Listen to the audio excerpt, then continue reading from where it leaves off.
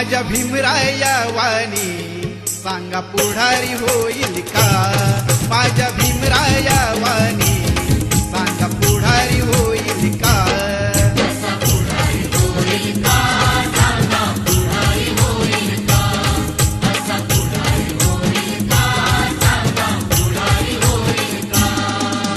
सुज्ञानाचा निर्मळ जरा भीमासारखा माणूस खरा जन्मा येईल का? माझ्या भीमराया वाणी सांगा पुढारी होईल का? माझ्या